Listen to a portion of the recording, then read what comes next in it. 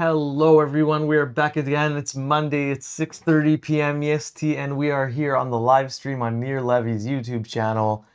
Welcome. Happy Monday, everyone. What do you have to say about that? Every time is a new surprise.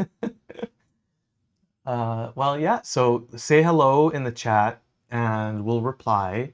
And like we said last week and the week before, today's going to be a draw along episode of the live stream.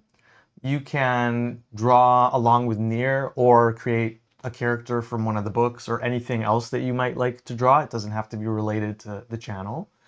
And if you'd like, you can also share your work with us that you do on the live stream. You can send that over to the email that I'll show up on the screen shortly. And then maybe you can talk about what you're going to be showing today. I wanted to show some of my products that I'm selling on my shop. Because I don't think I ever talked about that before. So I opened a shop on my website and I'm selling two art books. The one from 2024 and the one from 2025. And we also sell prints, the Giclée prints. We have some of them left here, I think 3 of each, more or less. So I just wanted to show the items, and maybe we can switch to the camera.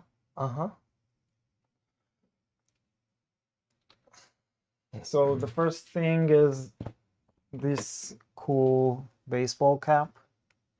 It's printed with art from Helix Sky. It's print all over, and it's the size is just general. It's adjustable. Yeah, adjustable baseball cap. It's very cool. I wear it all the time. Very high quality, by the way. The print itself. You don't get any pixelation or anything like that. Like the lines are very clean. Yeah. So, and yeah, there's a seam here of the graphics, but it's very cool. And the other, I have another t-shirt, but this is one of them. There's another black and white one. This is also from Helix Sky. It's gonna be hard to see, but it's also all over. I also always prefer the all over prints. Yeah. Over the t-shirts that you have just a small print in the middle. Right. So that's a cool t-shirt. Do you want to show the black and white one too? It's not here, so okay. Maybe some other time. But it is also Helix Sky, right? No, the other one is not. Oh, what is the other one? Age of Canaan? No, it's just one of the fantasy illustration. Okay. The Giclée prints are also very, very high quality prints. This is one of them. I'm gonna zoom in just to show the quality of the print itself. Yeah. Yeah, they're all numbered and signed. Yeah, so it's the highest quality of printing. Yep. And it comes with a certificate of authenticity and numbered. This is number 1 of 10. Yeah. And they're signed. We don't have many of them left though. I think we have I think we have 3 of each. 3 of each and maybe only 2 of the X-Men ones. probably. That's the X-Men one. I've done this, and by the way, most of them were commissions. This one wasn't a commission, but somebody bought the original. Mm-hmm. So that's the X-Men. Mm-hmm. Also, this is based on School of Athens by Raphael. Yeah. All the X-Men as different philosophers. Some of you have seen it before, I know. Wolverine is so over it. Yeah. That was also a commission. This specific one was 2A3 Bristol boards. Yeah. And this is Batman versus Catwoman. And the last one is the Dark Knight Returns, Frank Miller version. So it's the famous cover, I think of issue 2, but from a different angle than the original. Mm-hmm. And I think that's it. So, oh, no, I have, other than that, we have the 2 art books, so I have them here. That's the one of the commissions from 2024 to 2022 to 24. So it was done for the OAX show 2024, and all of the artwork inside is I think most of them or all of them are commissions. That was the Ghost Rider in Hell, Hieronymus Bosch inspired. Also, it was 2A3 boards. Oh, this one was, it was a commission, but I used it in Age of Chaos as well. That's the Batman's Catwoman. Mm-hmm. Ripley. Yeah, so it's all basically commissions that I printed, and we made this art book. It's very cool. So you can buy it with either signature or a remake. Yep. And the remake is very cool because it's pretty big. I'm doing them on a double page. Yeah. That's a good idea actually, to get like a remacked art book. I would do that. Yeah. That's the X-Men in black and white. Because also you're preparing them at your leisure at home. You don't have like a time constraint. You're not at a con. Yeah. So you can put the effort into it. So that was a commission of Frankenstein, and the idea was about AI. So all of the background here is related to AI technology. Yeah, So a lot of Easter eggs hidden in a there. very detailed background. Yeah. Yeah, some of the stuff in the background is like Turing machine and all kinds of stuff. Yeah. I don't even remember most of it, but that's Vampire Hunter D. Yeah. And this was a piece that I did for OAX for the but it didn't. It was after we printed the book, so that's why it's here in the 2025 book. Mm-hmm.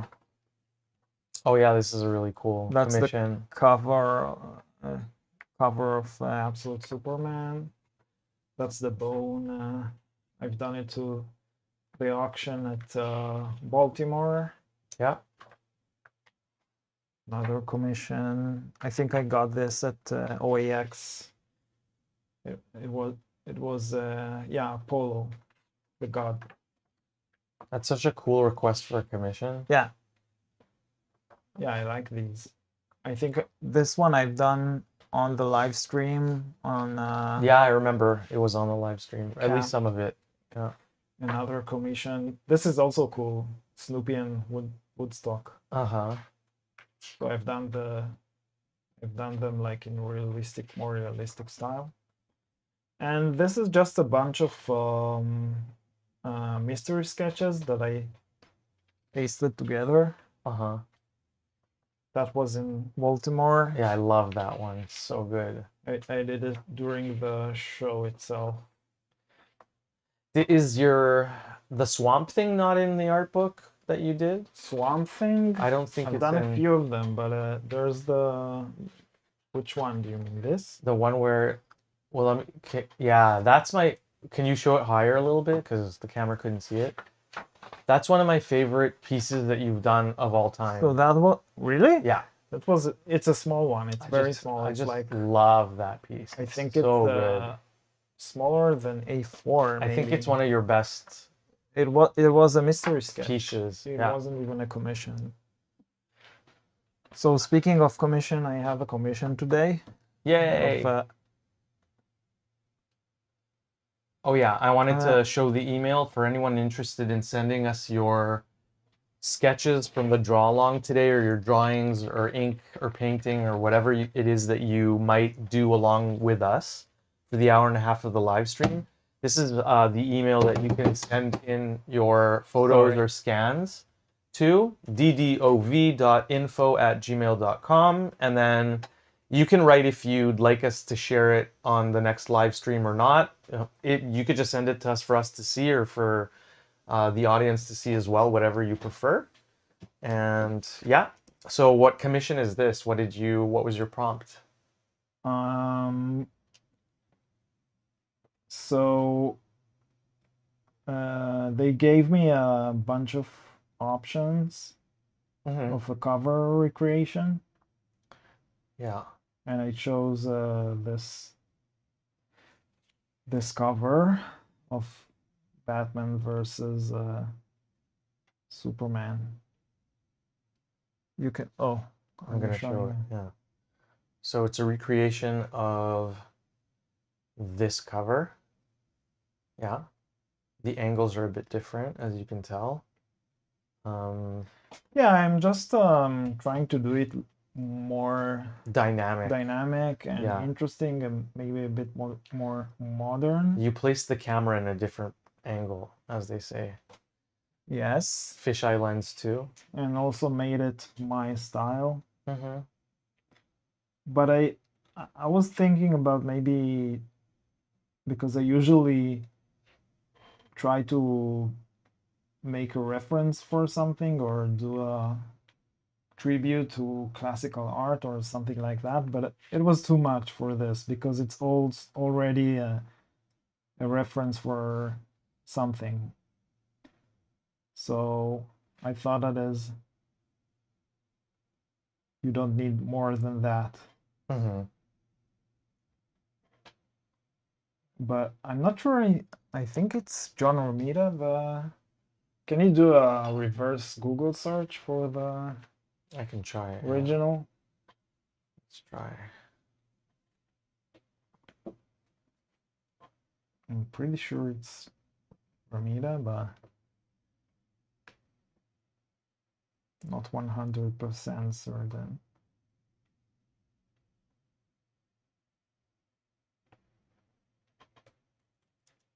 So instead of like finding another inspiration, or...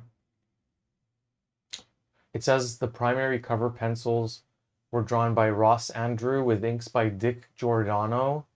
Okay. The initial layout and background breakdowns were designed by Carmine Infantino, while iconic artist Neal Adams surreptitiously redrew several of the Superman figures to match DC's house style. Okay. So there's the info on that. Yeah, Neal Adams.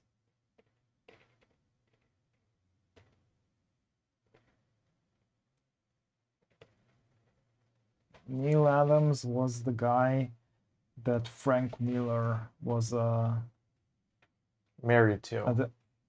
Was his inspiration. Oh, okay. Like the opposite. Like Neal Adams inspired Frank Miller. I'm not sure I ever heard the name Neal Adams before. I don't know Yeah, who. he's one of the Bronze Age artists. Jillian says, "What do you think of Kim Jung Gi's style?" Yeah, I really like Kim Jung Gi. He definitely did a lot of drawing. Yeah, and he died pretty young, so that It's was tragic. sad. And but I think the cool thing about him was the fact that he drew without uh, sketching. Mm-hmm.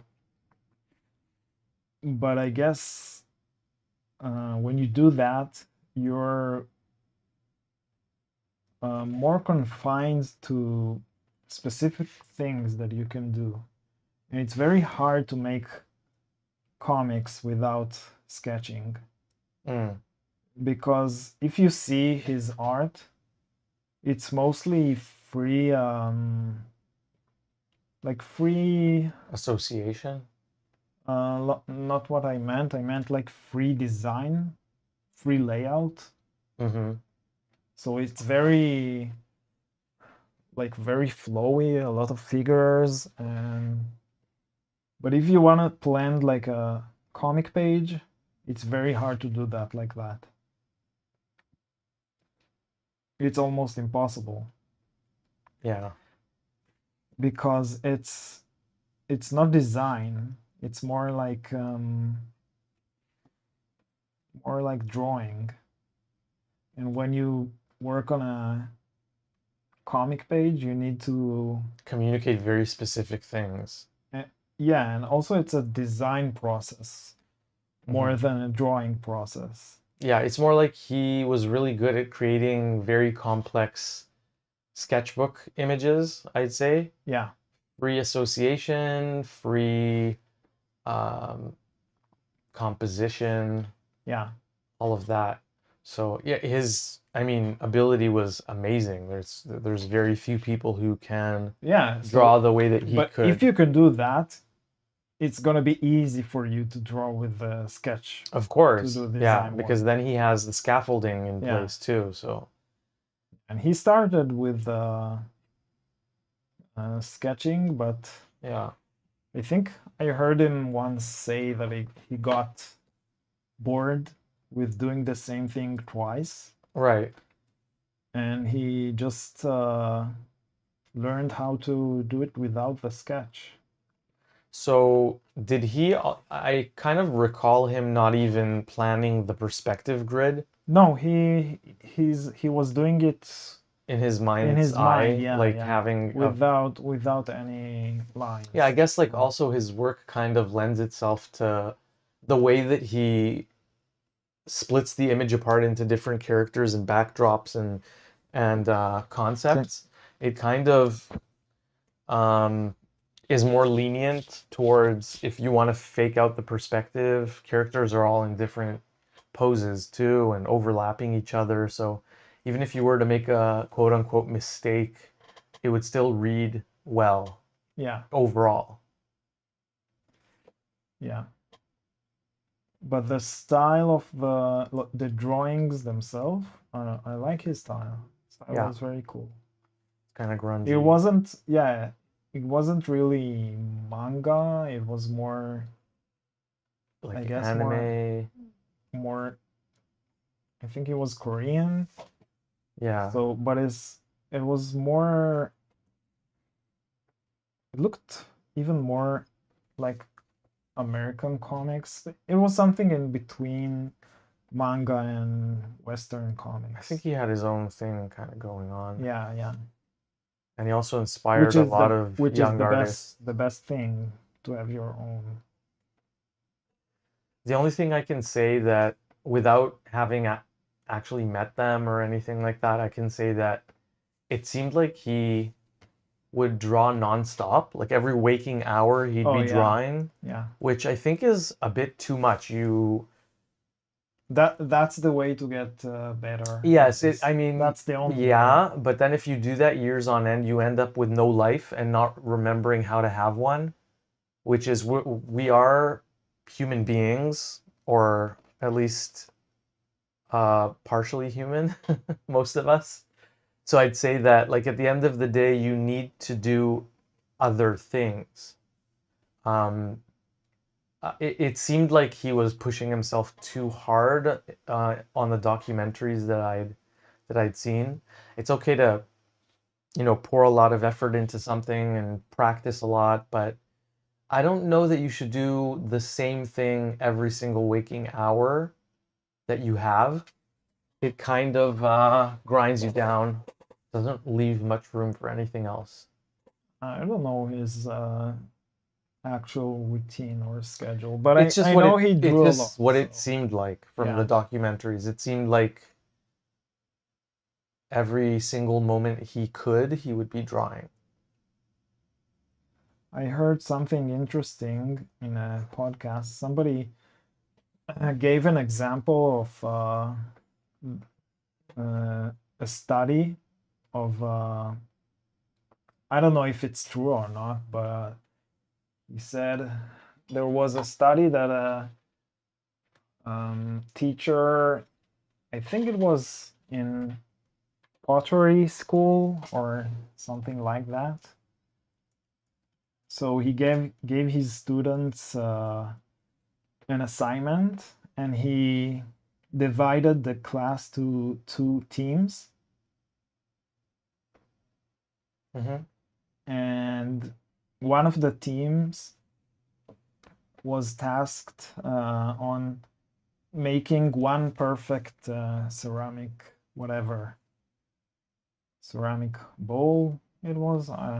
I don't know exactly, something ceramic. And the other team was just told to make as many as they can. They wasn't told you need to find the best one. They were told just make as many as you can. Hmm. And eventually the team that was doing that came out with the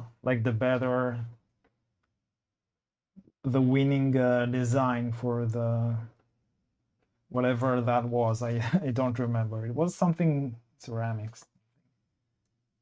So the lesson from that is that if you do something over and over again, you after a while you start to be a bit tired of repeating yourself, and you're organically you're gonna invent stuff and do something else, do something different. And it's actually better than trying to make the best art or whatever it is that you do. Jillian, I don't remember what documentary it was, but I'm pretty sure it was on YouTube, and it kind of followed him for a few days along with his assistant who translated what he said to English. I wouldn't know what the name of it was, but it was probably on YouTube. There's an interview he was done on Proco, I think, if I remember correctly. Yeah. I don't think I saw that one.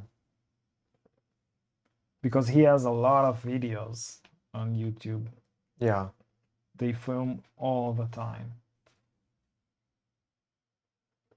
That was actually also one of his strengths, and it was his I think dealer or art rep Yeah. that decided to do the videos Right.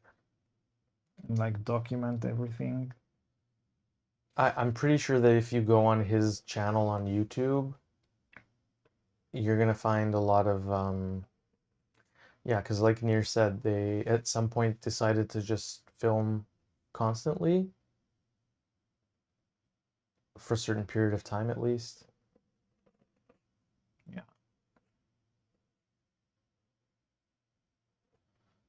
Sometimes I feel like we should have a small microphone connected to your hand To my hand? to get the scratching sound from the mark making.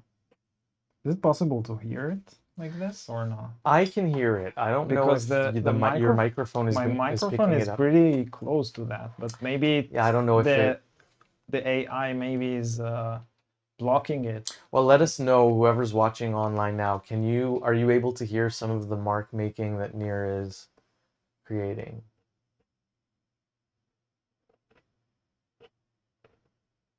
Yeah, it's very scratchy. It should be possible to hear it, I think. Hi, Chris, 98521. How are ya? Welcome to the channel. Happy Monday. Yeah, it's very scratchy. Some people like it, other people not so much, but it's something that is generally, you have to get used to it if you use dip pens, because it's a very scratchy tool. It like makes a dent in the paper. Does it actually make a dent in the paper? Yeah. Have you ever tried to film a super close-up image? How? I don't have a microscope. Yeah. But you can feel it when after it's dry. You can feel that it's really there. Yeah. He's drying it now, Chris. So what you see on the right side, which is what he's doing now, is his commissioned version of a recreation of the cover that's on the left side, which was done by, what was his name again? Neal Adams. Neal Adams. So the commission was create your own version in your style of this cover, and that's what Near's doing at the moment. So Spider-Man, I'm gonna do this part of the costume in a negative shape. Oh yeah. So I'm not gonna do the face with So you're gonna, the head and the torso and the stomach is all going to be negative? Yeah, and the hands. Yeah, that's very cool. That's gonna look amazing. So what is seen as black lines on those parts are gonna be white lines. What is seen as what? What is seen as the black lines on his head, for instance, are gonna be white lines, or did I not understand correctly? No, the green and the red is gonna be black. Okay. But there is no outline. Oh, I see. So yeah. So not negative image, but negative space. Yeah. So yeah, Chris, the backdrop that Near's inking on top of is his own sketch for this piece. So it's kind of like you create your own instructions and then you use those to ink the final piece on top of. A sketch. Yeah, it's a sketch. So like a preliminary. Sometimes I do my sketches traditionally, but this time I thought it's gonna be faster and easier. Yeah. I also played with perspective here more, so I think I started with something that is more flat without the fisheye foreshortening and and I moved it, played with it to make it more dynamic and more interesting. So that's easy to do if you work digitally, and it's hard to do if you work traditionally, because you need to erase everything, which is possible, but it's kind of annoying. You need to do everything more than once, or even more than that. I don't really understand what the battle between Spider-Man and Superman could entail, because obviously Superman's going to win. Yeah. I know. I don't know. It doesn't make, or Batman for that matter. I know that in the movies there were depictions of Superman and Batman going at it, and I don't get it. Like, there's no way. Well, Superman has a kryptonite, his flaw. I don't know if Spider-Man has a flaw. I don't remember. Well, yeah, Spider-Man's just a strong, fast, flexible human being that has heightened senses and can shoot webs out of his arms. He's not a god or anything like that. If you snap his neck, he's supposed to die. Whereas Superman, you can't snap his neck. He's like too powerful. And he flies, which, webbing aside, I think actually being able to fly kind of trumps that. And shooting lasers out of your eyes that can disintegrate matter. Yeah. So there's a lot going on That Spider-Man don't have. he can't deal with. Yeah. I think probably given the demonstrations of strength that we've seen from Superman over time, one punch could probably kill Spider-Man. Just Yeah. break all his bones, snap his back in half, and that's it, right? I don't know what the fight would actually be. It's gonna be a One Punch Man episode. Yeah. And same thing goes for Batman. I mean, yeah, I don't know. Batman is kind of portrayed as being super smart, maybe, too. So maybe he creates some sort of like kryptonite dust or something. But still, I don't know if that would be enough to survive an attack from Superman. Yeah. And I don't know. You should read the comic itself. I don't know what. There's no way that they'd probably try to justify it in some way, but I would take it apart in a second. There's just, you have to decide, is he actually a Superman or not? If he is, and he's as strong as he's been portrayed to be, then this fight makes no sense. Unless, you know, Superman's just toying with Spider-Man and not really trying to. Or maybe something happens. I don't know. Kryptonite. Yeah, I don't know. Yeah, Kryptonite is, at some point, it's just like a device that people get fed up with, I guess. Yeah.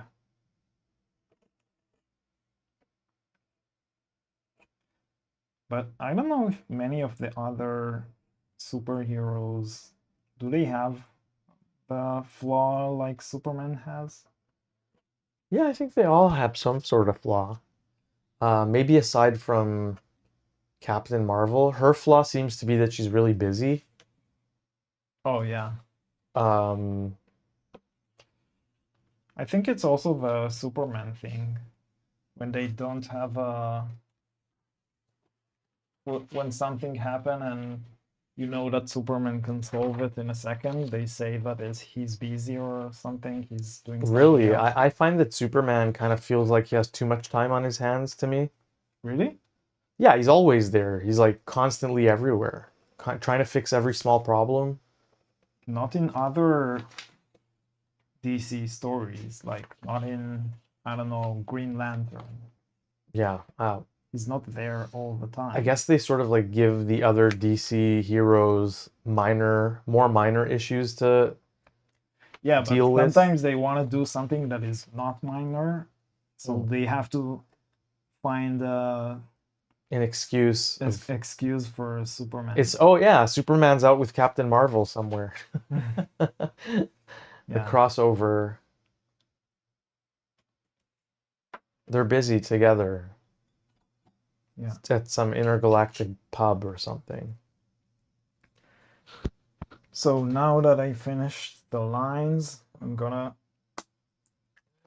do the tips of the Oh black wow, area. you're already done with all the positive. Yeah, it's only 2 characters, so it's faster than a A comic book comic book page. Yeah, an page. average one.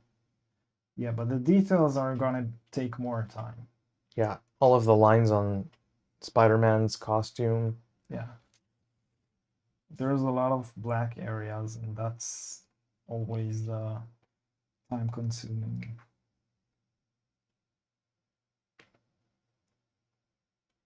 Yeah, having to prepare the areas to be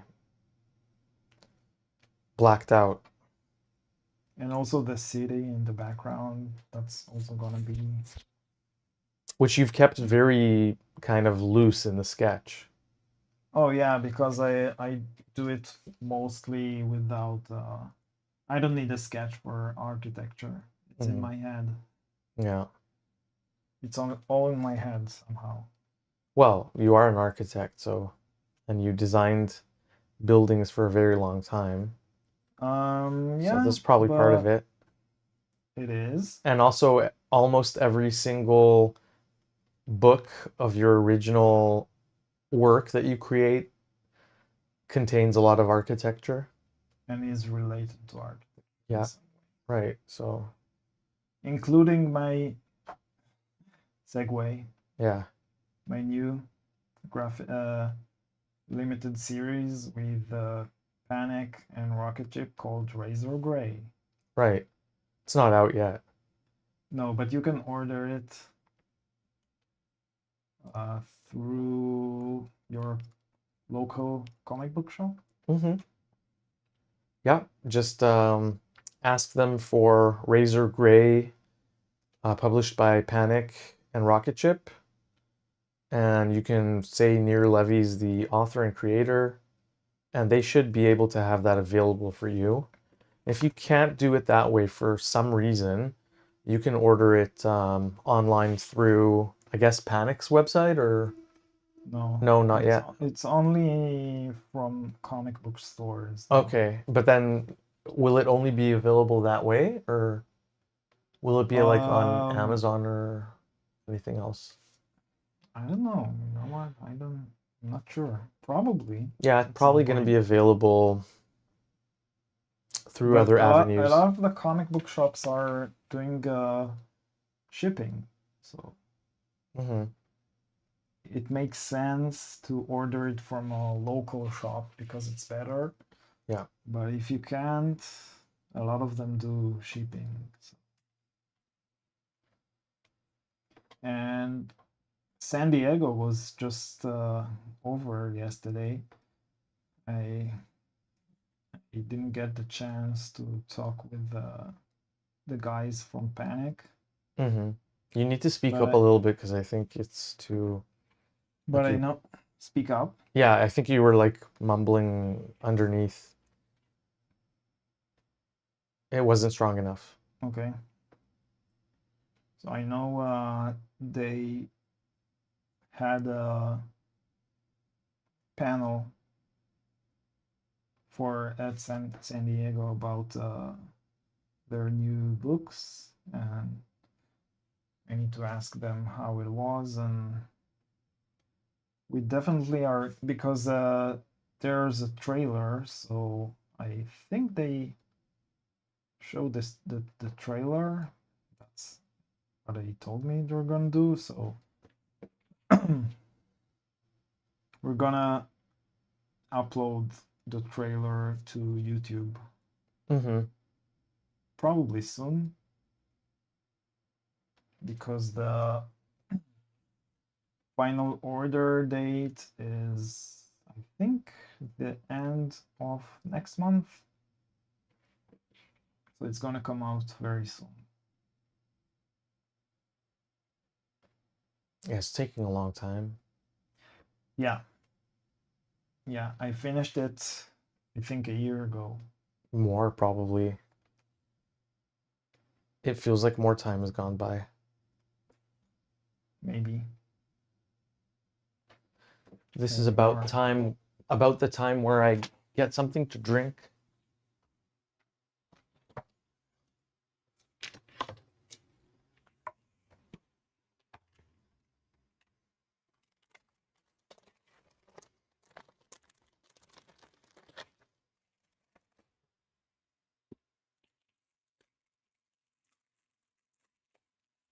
We watched the Odyssey a few days ago. What did you think about it? The Odyssey? Mm-hmm. It was okay. Okay. I don't really have much to say about it other than You didn't like it. it was too long. I don't think movies should be 3 hours long unless there's a very good reason, and I don't feel like there was a good enough reason. Um, yeah, it kind of felt flat to me. I don't know. I wasn't amazed. We'll put it that way.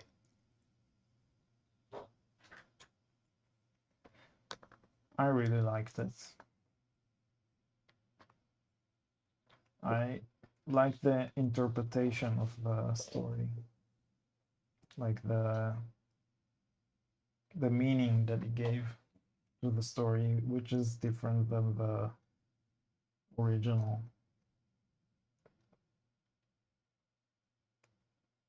And also the added characters and the choices of the designs of the monsters. Very cool. Yeah. Why did they attack Troy? Do we know? Yeah, what it's related to Helen. Yeah. Uh, What happened? Read about it. It's something you can read about it on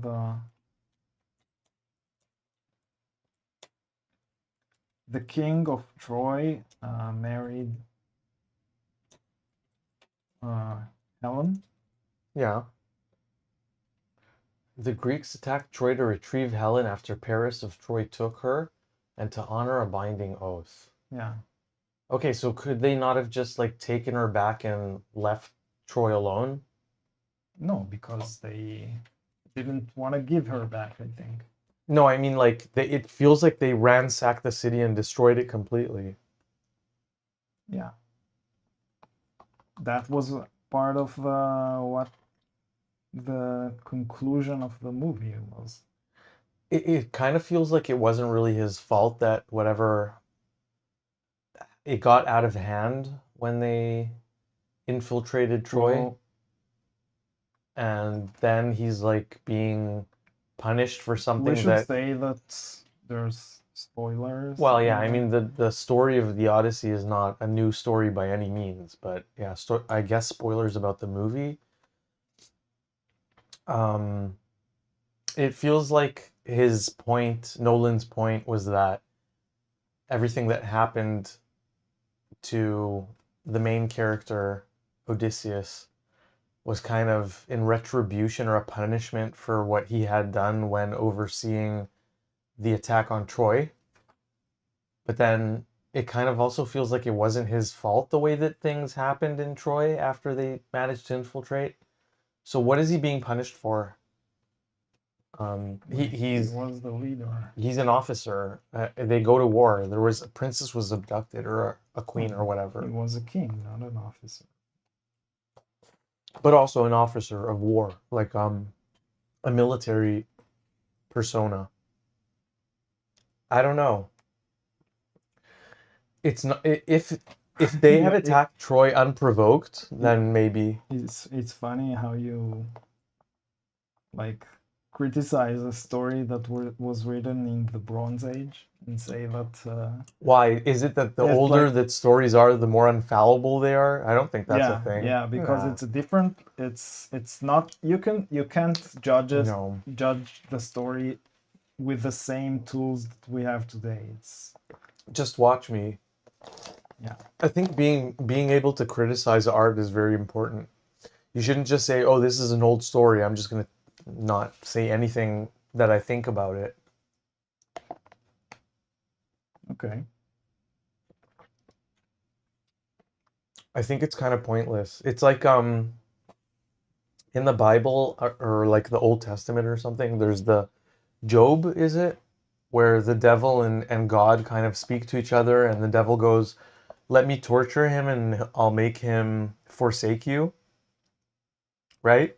Okay. It's kind of like that. It's kind of just like, let's screw around with people because we're gods. Like, make them, just punish them for anything and everything. I think the Greeks were very interested in morals, Mm-hmm. and they were at least trying to be good people as um, related to their specific period of time Yeah. with their like specific culture, and that's the meaning of the stories. So it's mostly about morality and Yeah, but they weren't trying to be moral.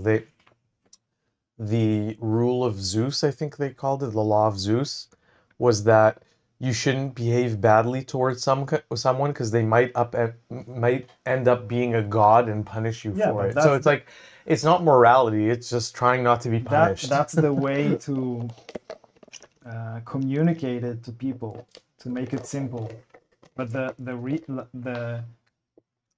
the rule behind it is a good rule. Mm. So it doesn't matter what they say. They say stuff to like to make you do it. It does So matter though, because if you wear a white fleece and say bah bah, it doesn't make you a sheep. You have to actually be a sheep. You know what I mean? Or if you like draw claws on your hands and go, does that make you a bear? It doesn't make you a bear. You're acting like a bear. I don't know what's the connection of what The you just connection said, is but the okay. connection is scaring people into behaving morally is probably better than having them do whatever they want. Yeah, okay. Okay, but it doesn't change the fact that they're not moral. They're still amoral. They're just also scared No, of being punished. it's life is more complicated than that. What I'm saying is more complicated. I'm saying that it's more nuanced. I'm saying that just because people behave a certain way doesn't mean they're doing it for the right reasons, even though the behavior is correct. I kind of think that the reason for the behavior should be as important as the behavior itself. So I think this is a more nuanced take on what the story was suggesting. But you're forgetting that it's a story that was written in the Bronze Age. I It's not mean, like the people had the same knowledge that you have today back then. probably, I mean, some of them had for sure way more knowledge than I have now. It depends on the person. And also human faculties haven't changed over that amount of time. It's the same Yeah, biological but you entity. can't compare yourself today to people back then. It's Of course I can. Why would I not be able to compare myself? Some people were way more knowledgeable than I am back then, and some weren't. no, like Um, most of most of the people weren't as knowledgeable as you are. You wouldn't be able to find one person that has more knowledge than you from back then. That's not possible. are you talking about information or wisdom? Because there's a difference. I think it's they are they come together. No, I don't think so. And I think that's at the root of the difference between how we look at it.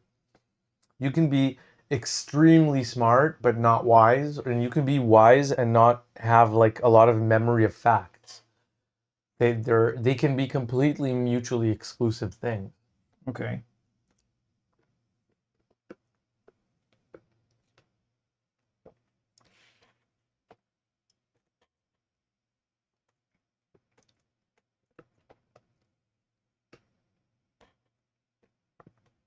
So the point is Superman would win this fight. Spider-Man couldn't really put up much resistance.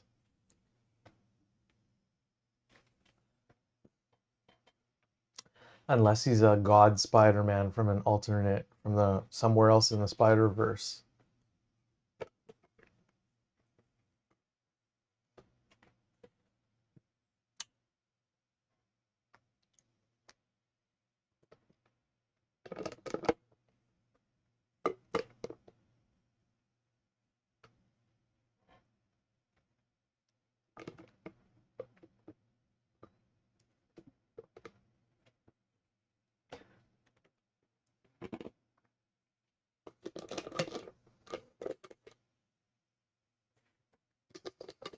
Is there a cure for brain freeze? No.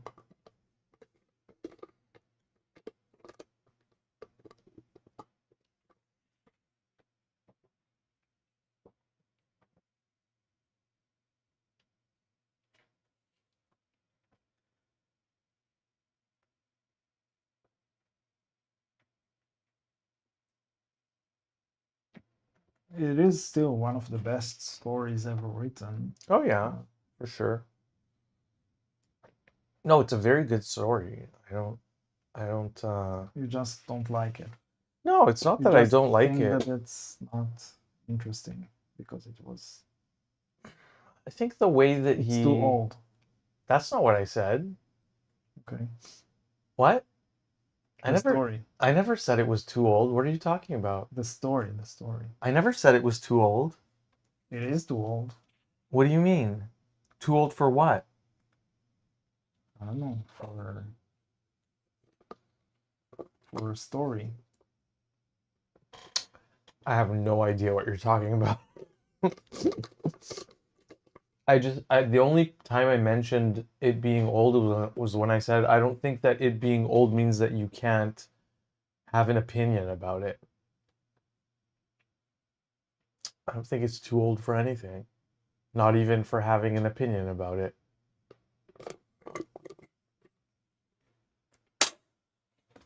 I'm done my bubble tea. Okay. Yeah, the story itself is interesting. I don't know. I can't even say that I was expecting much. So maybe the sound, the audio in the IMAX theater was way too strong, and I guess that kind of hindered my enjoyment too.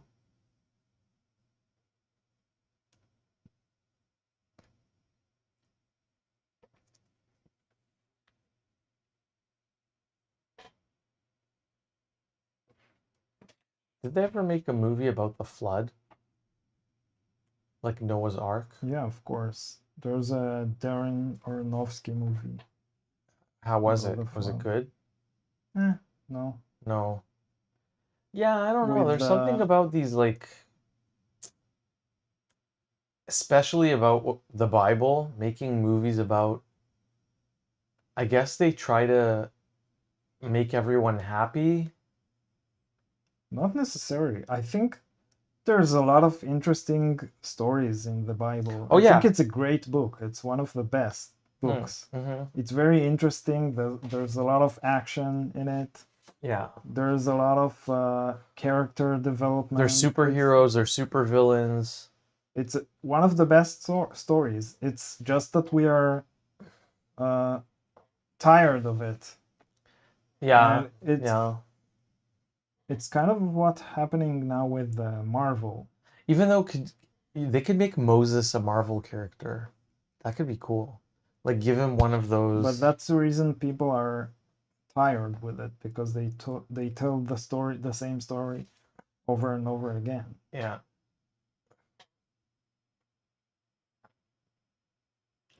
Yeah, I guess. But I think it also is being reflected in the success that Marvel has nowadays.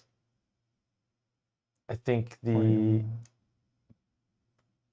people are not as eager to go watch a new Marvel movie when it comes out as they used to be. Yeah, that's what I'm saying. That if you tell the same story over and over again, people get tired of it. It's the same story and also telling it in the same way with the same music and the same shots and the same dialogue. It hasn't really evolved much over the past few decades, which is kind of too bad, I guess. And by the way, the Bible did evolve. In It's what? not they rewrote it. They added things. They Oh yeah, It's a story that was alive for a long time, and then some people decided that that's it. it's the It's not. final That's the iteration. final. Yeah. It's the final countdown of the Bible. Yeah. Um, Mm. I don't know about that. About what? About the singing. What do you mean? You don't like my singing? Being read on the live stream, everyone. The shade.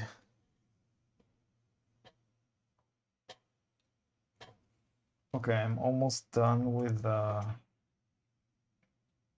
black areas here. Oh, I have the feet.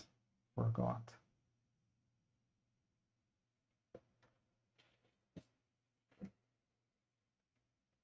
And I have some also black in the background here. Because I thought that it's gonna be too bright if I don't do some blacks in the background.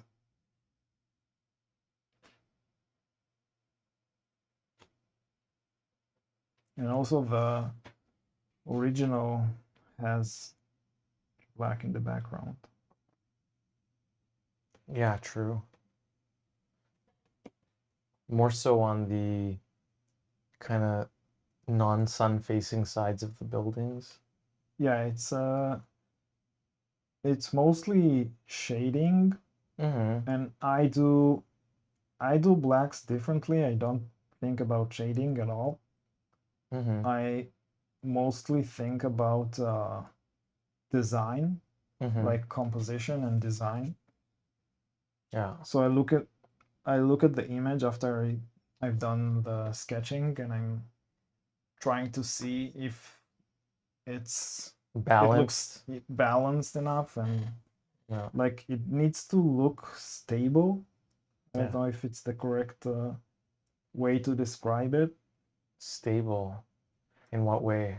Like if you have like a lot of blacks here and no black on this side, balanced? it's gonna balanced, but also stable a little bit. But what do you mean when you say stable? It's an interesting description. I'm not sure what. Like it feels it's gonna tip over because there's too much weight over here. Do you also think about leading the eye with the dark areas, or? Yeah. And sometimes I do shadows, but it's mostly not to indicate light. It's mostly to indicate to emphasize something or do a better composition than it is about shading.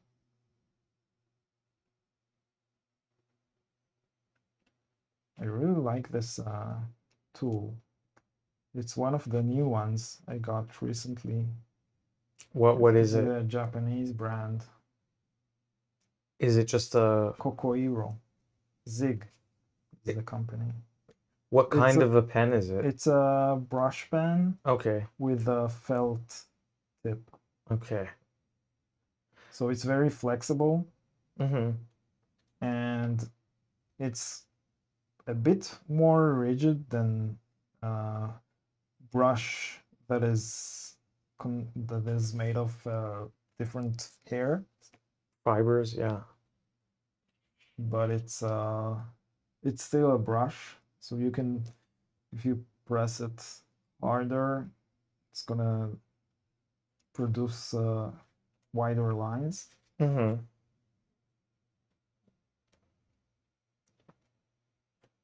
Which is very useful for black areas. You see that I'm using the side of the brush to make the middle of the line thicker. Like I start with pressing a little bit and then I press more in the middle. Yeah, you're also rotating it as the stroke goes. Yeah. It's almost like a calligraphy pen, maybe. Yeah, so the reason I don't use this for the entire thing is because the dip pen is more stable than this. So for this, you need to hold the pen more sturdy because the resistance from the paper is less than with the dip pen. Okay. You see what I'm saying? Does it? I think so. So because it's soft, the tip is very soft, then some of the stabilization that you use is from the paper friction itself. It's not the friction, it's like if you hold something and you can hold it like this, or you can hold it like this is going to be less stable than this. Like here I can do, this doesn't move. Yeah. But if I need to be very stable without the anchor here, it's going to be harder. And because the tip is very soft, then you need to be more precise. Okay, so you're talking about like how much pressure you apply, Yeah. the speed at which you drag it across the page. Yeah. Because it's not a rigid kind of interface with the page. The tip is not rigid. Yeah. So for the eyes, for example, that's going to be very hard to do the small details. Yeah, too intricate for the level of control that this grants you. But for the lines here, it's perfect because I don't need it to be as precise as the face here. Interesting. Yeah, it's kind of, I guess, like the difference between a chisel and a art knife in scraping things away. One of them is more rigid, the other one's more flexible. Yeah. Yeah, flexibility is good for things that need flexibility. Yeah. Yeah. Because if the tool is too rigid, it probably doesn't have any variation. Yeah. But you want some variation. So as far as like chisels go, I use small chisels, mainly for plastic and resin. And then you can get some variation depending on the angle at which you're holding the chisel perpendicular or not to the surface that you're carving. Yeah. So you can get angled cuts and wider cuts and more narrow cuts. But yeah, that's about it. I can't do anything other than that. Whereas with a knife, you can apply more pressure or less pressure and carve a very loose freehand, changing in depth section. Yeah, and that's the reason you switch between tools. Yeah. So you don't have to do everything with one tool. You can switch between them. So basically you're almost done with all the major lines, apart from perhaps the background city. Yeah, and I'll just do the blacks here, and then I'll do the filling in the rest of the black areas. That's just something that it's gonna be annoying to do later. Yeah, so if you'd like to share, just like let us know what you're drawing. If you are drawing along today, you can type that into the chat. You don't have to obviously upload anything, but just say, hey, I'm drawing a picture of a character or a pattern or whatever it is. You can share that with us. Anybody went to San Diego this weekend? Yeah, it would be interesting. Did any of you go to San Diego? I was saying San Diego for some reason. Diego. I think I wanna come back next year. Last time I was there was 2024. I was thinking about maybe going this year, but I think I remembered to do it pretty late. The problem with San Diego is it's very expensive. It's not a cheap show because the hotel is expensive and the flight is not very, it's a long flight, very close to here. But it was one of the best shows, I think, in terms of meeting people and sales, right? Yeah, I think so too.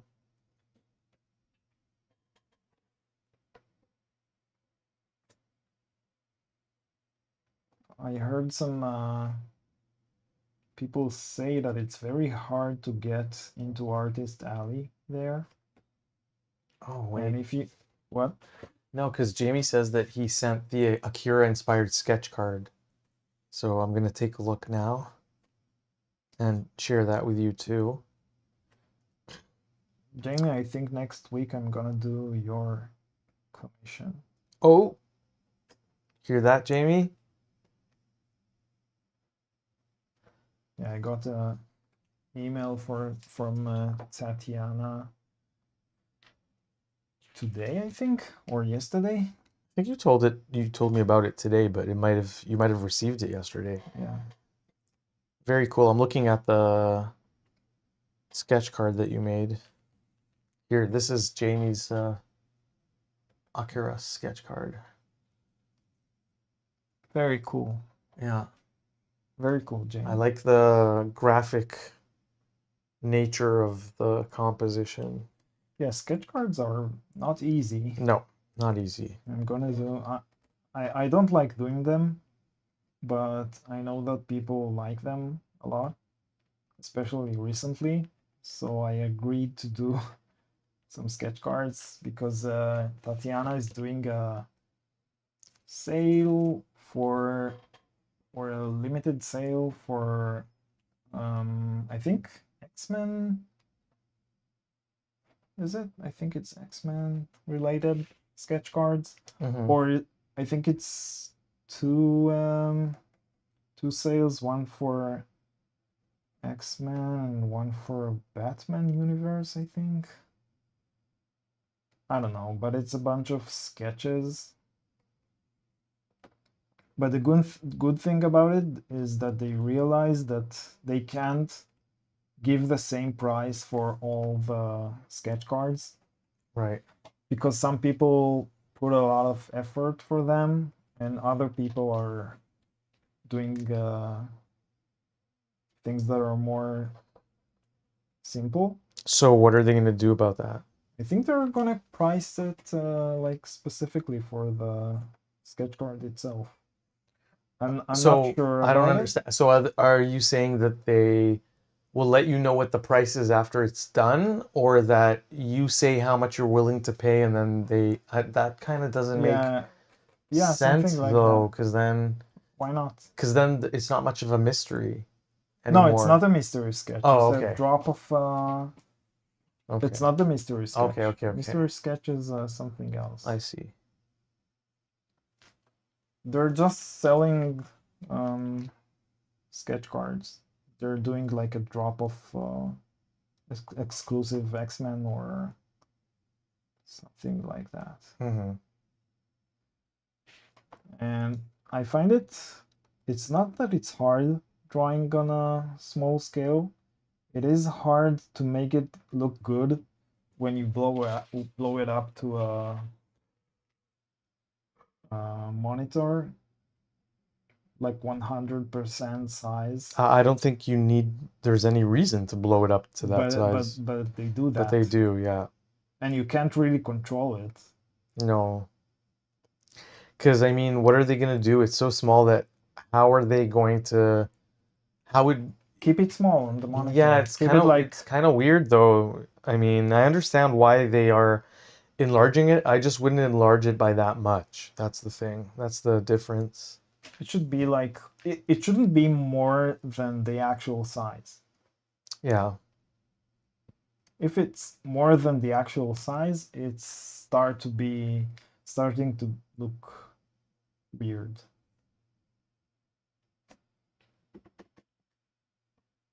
So other than that, I don't really have a problem with them, with the sketch cards. But I just saw people show my art that was done like on a small, very small card, like on a huge screen. Yeah. And it's hard for me to like be 100% like behind the how it looks. Yeah, because otherwise it would be like what are what are we talking about? If they take an electron microscope to it, then are we talking about the molecules? Are we talking about like the fibers on the paper? Yeah.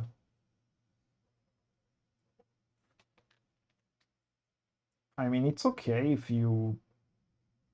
if the main image is the actual size and you add some blow up images just to see the details, but don't show the entire thing like that. That's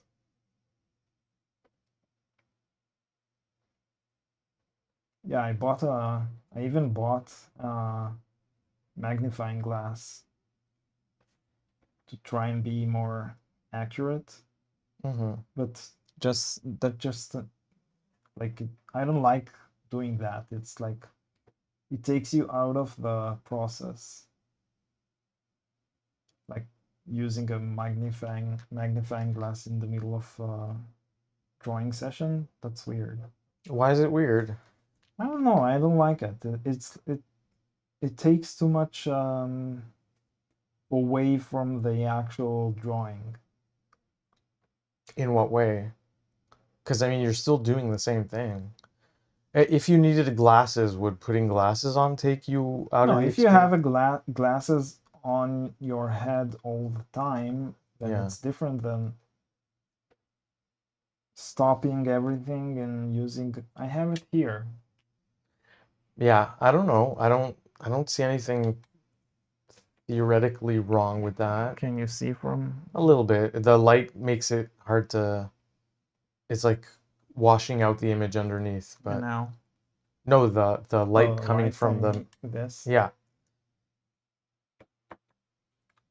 Hmm. Yeah, it's the same. It's just larger. It's hard to work with it. You need to be Maybe because it's in over the it. way. If you had glasses that are like enlarging glasses, you would probably get used to it. But then you need to be like very precise with your the location of the glasses. Yeah, that's the Otherwise, it thing. would be blurred. Yeah, that's kind of why I don't use the enlarging Okay, you don't use it as glasses. well. You I understand. tried to. It's just not it's not that it takes me out of the process, it just doesn't work well. You have to keep everything at a very specific distance from you. And if it's not in a very, very narrow range of distances from your eyes, you can't see it at all. So it doesn't really help much. Yeah, here it is like it's not blurry, but it's I don't know, like doing this and working like this. It should, I'm guessing that It's okay. I you can just do use it. it for very specific things. Like you're not, I bought it just for the sketch cards. yeah, That's the reason I bought it. And I used it maybe twice, yeah. but maybe I should. Now I'm gonna do sketch cards. It's also hard to film. Oh yeah, for sure. I don't think it's possible to film No, because my head is blocking the. yeah. But if I do, maybe I should only do the eyes with a magnifying glass. Yeah, that's what I'm saying. If you have very small details. For a sketch card, everything is very small No, I'm not talking details. about sketch card. Like There's no reason on a piece this size that you would have to do the whole entire piece with the magnifying glass. But if you have a very small detail on the page, you could just use it for that and then push it aside. Yeah, I find it like not very useful. The only reason to do it is if people are gonna blow up the image for it. So if people are gonna take this area of this commission and blow it up for the entire page, it's gonna look weird. Yeah. Like this. It doesn't look that weird, but this is also... It's gonna look weird. Yeah, I guess. I don't know. You can remove this, by the way. We don't need it all the time. Yeah, I forgot that was still up. Maybe I can... Yeah.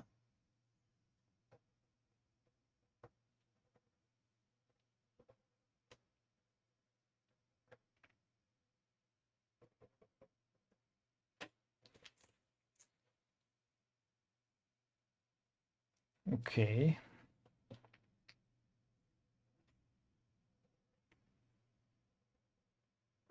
Sometimes I do like using tools, like traditional tools. And sometimes I'm just like, give me the simplest way to do whatever I'm trying to do.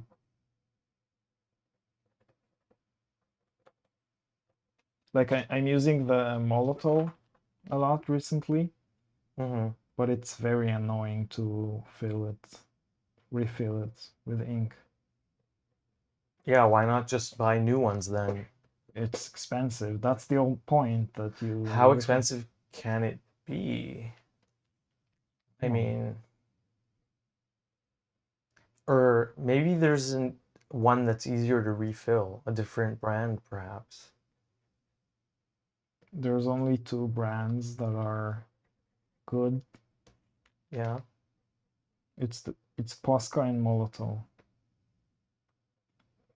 And you can, I think you can refill Posca, but it's not, you're not supposed to. For this, I can buy a nib separately, and I can like open it and refill But it. are you saying that the plastic of the main part of the marker is the most important part of the marker? Is the most cost? It's the most No, I'm costly saying part? it's financial reason that the company make. It's like Oh, the tuners, the refill tuners for the printers yeah, they are cost like cost half. more than the Yeah, printer itself. It's like because they can just say, okay, then get it elsewhere. yeah, Like no one else. If you get a counterfeit one, it'll just not ruin. look as good and ruin, I guess, like your... It doesn't even ruin the printer as much as the printers nowadays are made to recognize when it's not an original cartridge, Yeah. and they start like warning you and kind of complaining about it. Oh yeah, I I forgot think what we're being taken over by our technology. We're reaching a point where we're becoming subservient to the technology instead of the other way around now. Yeah. In a way that hasn't really happened in recorded history before to the same extent. You made the observation yesterday that basically we're living in bioripple. We ask AI questions about everything and it tells us what to do, and we just do it because we assume It's the that best. yeah, It's the easiest and the best option of whatever you have. Yeah. So in that way, it's kind of like... So where's our decision making? It's Where's not our just decision where's making. our humanity? I don't know about humanity. I don't think it's taking over our humanity because it's a very cold operation that it provides. I Yeah, don't think but it's... it's taking your So decision making capabilities logical inference, and then inference, and then also memory But recall. decision making is something that is very important And for also, and your, so is memory too. yeah. Jamie says, sent a quick Odyssey-inspired sketch card. Okay, let's take a look. Did you make that one during the live stream today, Jamie?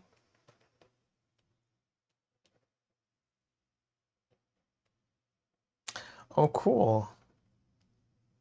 That's cool. It's like Agamemnon. Agamemnon. Or Yeah, Agamemnon. Very cool. It's so funny that I saw an interview with the actors, and suddenly I saw the one of the Safdie brothers, who's a director himself. So he played Agamemnon, and it's funny because you never see his face in the movie. right. I might, for all intents and purposes, I could have portrayed Agamemnon. It's like, Yeah, just walking. there's no anyone with a curly haired wig. Because there's, I think, one sequence in which you kind of see his hair a little bit, but you don't really get to see the face at all. Yeah, but he get to say that he played in a Chris Nolan And movie. also, he got paid for it. Yeah, I'm sure he got paid for it. Probably. But not $15 million like Matt Damon. Yeah. Kind of like, kind of makes me want to say, like, hey, I don't know. That's also something I was thinking about yesterday, where I think artists should get not just compensated for their work, but also royalties, depending on what their role was in a production. So if, let's say, the visual director or the head costume designer, they should be, in my opinion, they should get some sort of percentage of the income that the movie generates after taking into account, all the base salaries and the amount that it costs to make the movie. So basically, In Helix Sky, it's like that. I think that should become a So thing. everything should be a corporation and not Not a a business. corporation. I'm not trying to fit it into the scaffolding of what we have now financially. No, I'm not. I'm saying corporation as a thematic thing, not as a like financial Like a rule. co-op, I Yeah, guess, maybe, which I don't know if that's not how corporations work, is it? it basically means that the um, employees are Are the the owners, owners. yeah. So, but to a certain extent, right? Because I guess if someone spends 1 hour doing something on the film, they wouldn't receive the same Yeah, percentage yeah, as a person who spent 250 hours and also brings much more years of experience to yeah, their title. yeah. So it would have to be some sort of system where it would take that into account.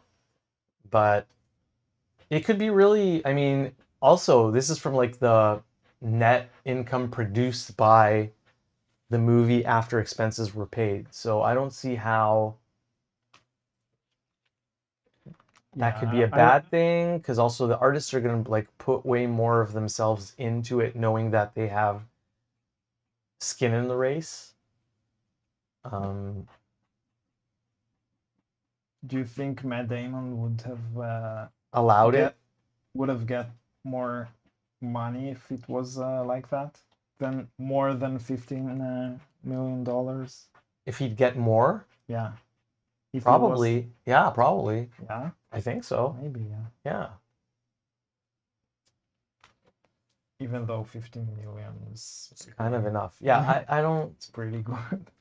Yeah, I was telling you yesterday, you were like, why do they ever need to work again? But then I said, you realize these people live in like homes that cost millions upon millions of, Yeah, like but I tens guess of people millions like of dollars Matt easily. Damon, for example, I think he wants to work.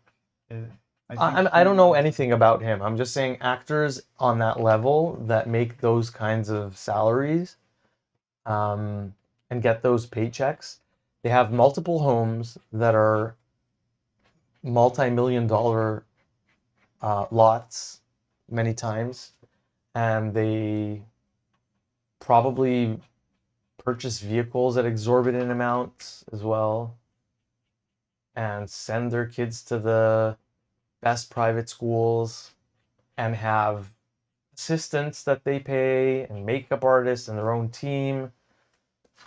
You know, it's just a different lifestyle. So they're also outputting much more financially than the average person. Yeah. But still, 15 million for one. That's ridiculous. Yeah.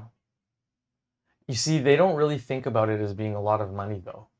15 million? Yeah, I don't think, because otherwise they they wouldn't. At a certain point, it's just like $1 million becomes sort of like $10,000 to you, is what I'm saying. It's a different. The whole thing is a kind of different uh,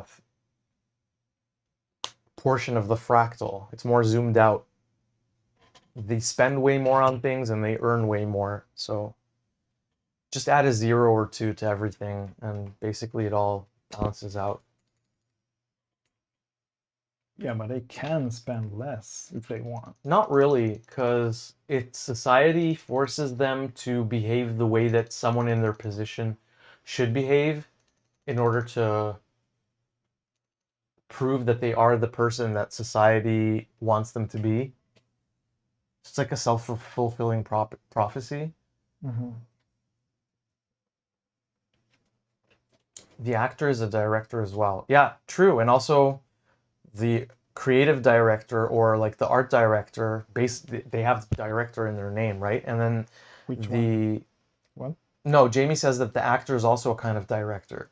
True, they're directing, they're acting. I mean, the character. Um, and I was adding to that so is the art director, the costume designer. I think he meant the Safdie guy, which is Oh yeah, Safdie. Yeah, he directed a few the well-known movies too. ping pong guy. What was The Amazing Mr. Pointy. What was it called? Nicophant. Oh, Nicopol Chalamet. Wait, Nicholas? What was his first name again? Nicopol Chalamet? What's Nicopol? That's from a graphic novel. Chalamet. Timothy. Okay, yeah, Timothy. I don't remember it because it's always written like weird. It's like Timothy A. Like there's two E's and one of them has an accent above it. So it's like, I was trying to remember the movie's name, not the actor's. Safdie. Is it Benny Safdie or Josh Safdie? I think both of them were involved in this movie. Their uncle is a famous architect, by the way. Oh yeah, that I knew. So I guess like what's Uncut Gems? I don't know what that is. I don't know that I know much about the movies that they. We just saw the movie Marty Supreme, Marty right? Not Supreme, Mr. yeah. Pointy Face. That's like the. So when I think of Timothy Chalamet, my inner like tag that I have for the actor is Mr. Pointy Face. Um, it's kind of like, yeah, when you say lemon, but you think of like yellow sour thing. It's kind of like that.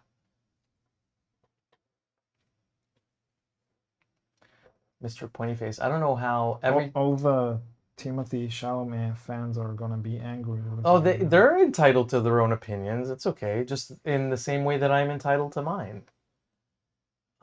They're just opinions.